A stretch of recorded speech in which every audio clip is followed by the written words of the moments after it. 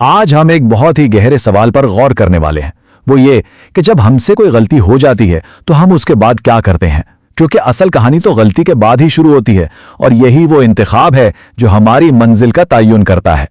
سوچیں، ایک غلطی، لیکن اس پر رد عمل بالکل دو مختلف طرح کے۔ آخر وہ کیا چیز تھی جس نے اتنا بڑا فرق پیدا کر دیا؟ یہی وہ دو راہ ہے جہاں سے ساری کہانی بدل جاتی ہے۔ اس فرق کو سمجھنے کے لیے ہمارے سامنے دو بہت بڑی مثالیں رکھی گئی ہیں۔ ایک طرف ہیں حضرت آدم علیہ السلام اور دوسری طرف شیطان۔ دیکھیں، غلطی دونوں سے ہوئی، اللہ کے حکم کی نافرمانی دونوں نے کی، لیکن اس کے بعد کیا ہوا؟ حضرت آدم علیہ السلام نے فوراً عاجزی دکھائی، خوف محسوس کیا اور معافی مانگی۔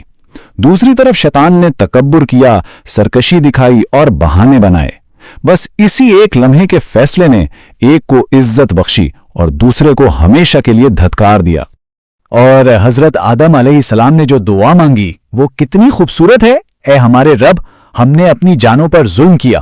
یہ الفاظ سیدھے دل سے نکلے تھے، اپنے رب کے جلال اور خوف کے گہرے احساس کے ساتھ۔ تو اصل بات کیا ہے؟ اصل بات یہ ہے کہ غلطی کے بعد آپ کون سا راستہ چنتے ہیں، اور اس انتخاب کے پیچھے جو سب سے اہم چیز ہے وہ ہے ایک خاص قسم کا خوف۔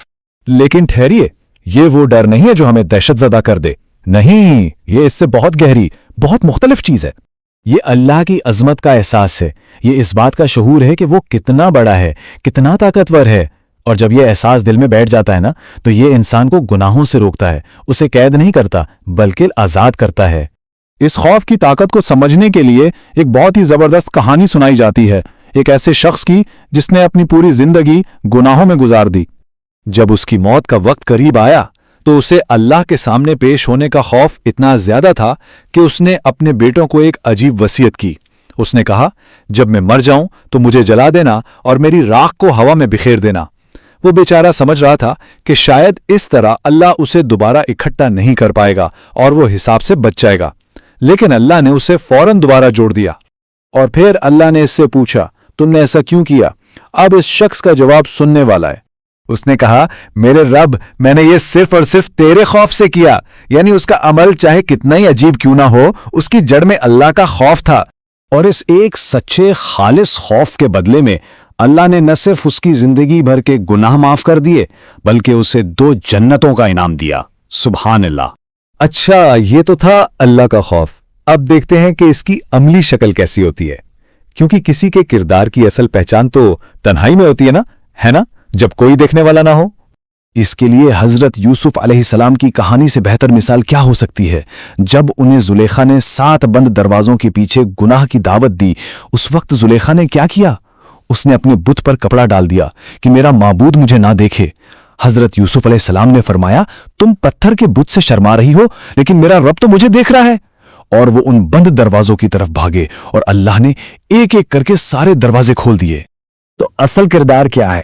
اصل کردار وہ ہے جو انسان تنہائی میں دکھاتا ہے، جب دنیا کی کوئی آنکھ اسے نہیں دیکھ رہی ہوتی، مگر اسے یہ یقین ہوتا ہے کہ اس کا رب اسے دیکھ رہا ہے۔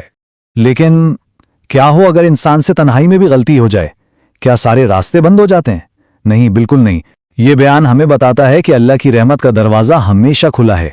ایک بہت دلچسپ بات بتائی گئی ہے، جب شیطان نے انسان کو گمراہ کرنے کی اجازت مانگی تو اس نے کہا، میں سامنے، پیچھے، دائیں اور بائیں چاروں طرف سے حملہ کروں گا۔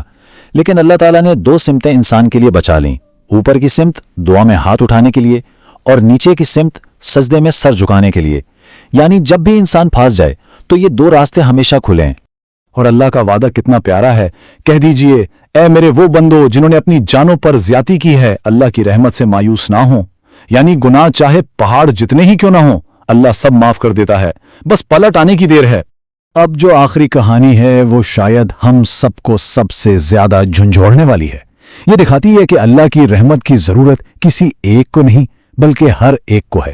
امام زین العابدین، جن کی پرہیزگاری اور عبادت کی مثالیں دی جاتی تھیں، انہیں ایک رات کعبہ کے پاس روتے ہوئے پایا گیا۔ سوچئے، اتنے نیک انسان، لیکن ان کی دعا میں کیسی عاجزی تھی۔ وہ کہہ رہے تھے، میرے رب، دنیا کے بادشاہوں کے دروازے تو بند ہو گئے، لیکن تیرا دروازہ پکارنے والوں کے لیے ہمیشہ کھلا ہے۔ پھر وہ کہتے ہیں، میں تیرے پاس آیا ہوں اپنے ان گناہوں کا اعتراف کرنے جو میں نے چھپ کر کیے ہیں، اور تجھ سے معافی مانگتا ہوں۔ जब किसी ने उनसे पूछा कि आप इतने नेक होने के बावजूद इतना क्यों रोते हैं, तो उन्होंने जवाब दिया कि क़यामत के दिन नसब नहीं सिर्फ अमाल काम आएंगे। उनका खौफ अपनी ज़ात के लिए नहीं था बल्कि अल्लाह के सामने जवाबदेही का था। ये हम सबके लिए कितना बड़ा सबक है। तो आखिर में सवाल यही रह जाता है कि अगर अल्लाह के इतने नेक और प्यारे बंदे इस तरह आंसुओं से रहमत मांगते हैं तो हमें और आपको किस तरह अपने रब के सामने झुकना चाहिए। ये एक ऐसी बात है जो हमें आजिज़ी, तौबा और उम्मीद सब पर गौर करने की दावत देती है।